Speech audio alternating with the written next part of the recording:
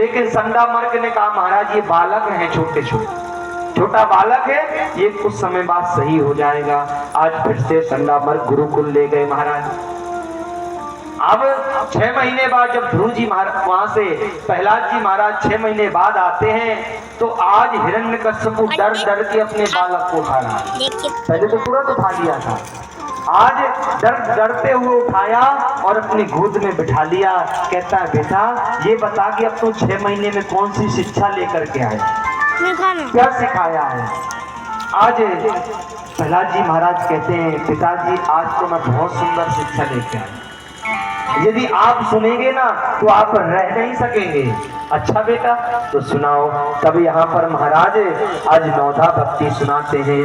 श्रवणम कीर्तनम विष्णु स्मरणम पाद सेवनम अर्चनम वंदनम दास्यम सत्यमात्म निवेदनम।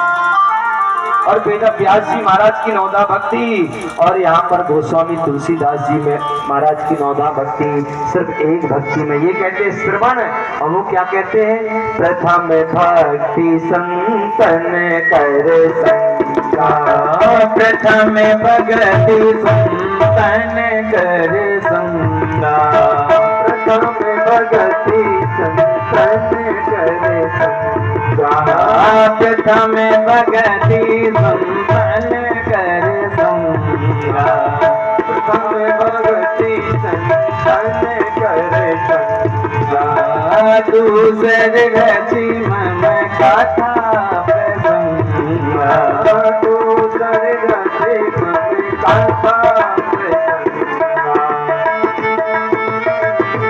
महाराज इस प्रकार से नौ भक्ति का सुनाना प्रारंभ किया।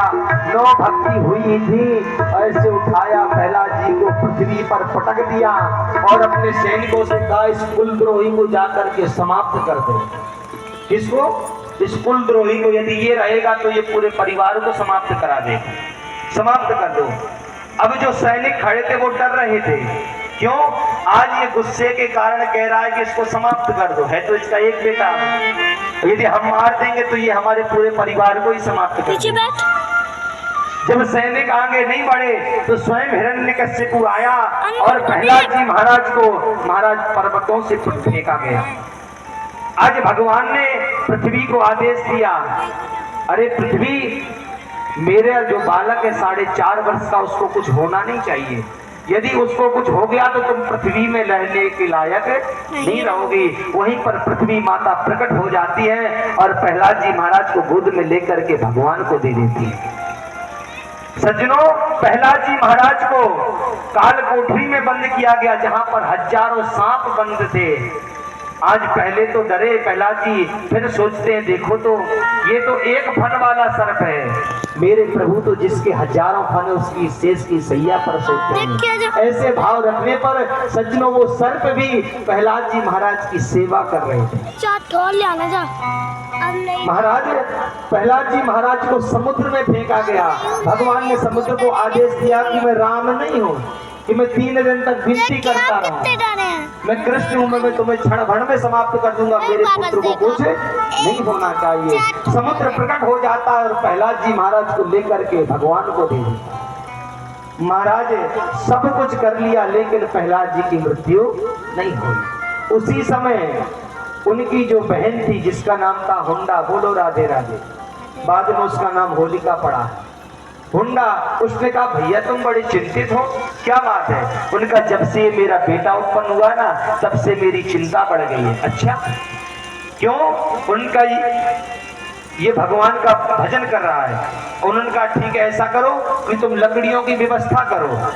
मुझे जब आप गए थे तपस्या करने तब मैं भी गई थी, आपको वरदान मिला था तो मुझे एक चुन्नी मिली थी, यदि मैं उसको उड़ लेती हूँ तो मुझे आग जला नहीं सकती। अच्छा, लकड़ियों की व्यवस्था की गई, उसमें हुंडा महारानी बैठ गई और उसमें भतीजी को लेके बैठ गई, बोलो राधे राधे।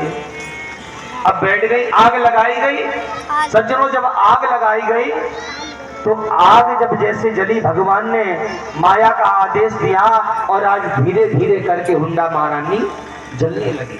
जब जलने लगी तो हुंडा कहती अरे ब्रह्मा तू कितना झूठा है, तूने तो कहा था ये जलेगी नहीं चुन्नी ओढ़ने से।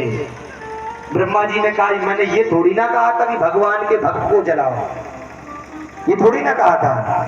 लेकिन आज ब्रह्मा जी ने भगवान से प्रार्थना की, महाराज मेरे वरदान की लाज रख लीजिए। तब भगवान ने एक ऐसी वायु चली कि जो चुन्नी थी वो तो प्रहलाद जी महाराज उड़ लिए, और जो हुंडा महारानी थी वो धा करके जल गई। बोलो हुंडा महारानी की। तब से होलिका मनाई जाती।